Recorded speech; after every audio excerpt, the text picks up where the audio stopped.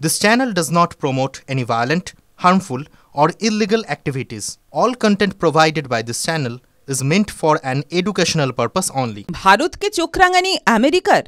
এবার পাল্টা জবাব দিলেন রাশিয়ার প্রেসিডেন্ট ভ্লাদিমির পুতিন। শুল্ক ও নিষেধাজ্ঞা চাপানোর হুমকি দিয়ে ভারত চীনকে এভাবে ভয় দেখাতে পারে না ওয়াশিংটন। রুশ প্রেসিডেন্ট ভ্লাদিমির পুতিনের কড়া বার্তা, ভারত বা চীনের সঙ্গে এভাবে কথা বলতে পারেন না।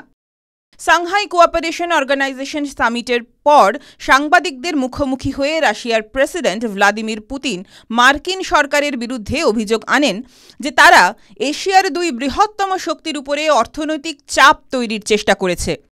ভারত ও চীনকে নিজের পার্টনার বলে উল্লেখ করে পুতিন বলেন, আমেরিকার শুল্ক নীতি এই দেশগুলির নেতৃত্বকে দুর্বল করার চেষ্টা। 150 কোটি মানুষের দেশ ভারত, চীন তাদের শক্তিশালী অর্থনীতি, আবার তাদের নিজস্ব রাজনৈতিক পদ্ধতি ও নিয়মও রয়েছে। যখন কেউ বলে যে তারা শাস্তি দিতে চলেছে, তাহলে আপনাকে ভাবতে হবে যে এই বড় বড় দেশের নেতৃত্ব কি প্রতিক্রিয়া দেবে। ভারতের ঔপনিবেশিকতার ইতিহাস তুলে রাশিয়ার প্রেসিডেন্ট বলেন, ইতিহাসেও ওদের কঠিন সময় ছিল। ঔপনিবেশিকতা তাদের সার্বভৌমত্বের ওপরে দীর্ঘ সময় ধরে কর বসানো হয়েছে। যদি কেউ একজনও দুর্বলতা দেখায়, তাহলে তার রাজনৈতিক কেরিয়ার শেষ হয়ে যাবে। তাই তাদের ব্যবহারেও সেই প্রভাব রয়েছে। ঔপনিবেশিক জামানা যে ফুরিয়ে গিয়েছে সে কথা আমেরিকাকে মনে করিয়ে দিয়ে পুতিন বলেন, ঔপনিবেশিক যুগ ফুরিয়েছে। পার্টনারের সঙ্গে এভাবে কথা বলা যায় না, এটা বুঝতে পারবেন।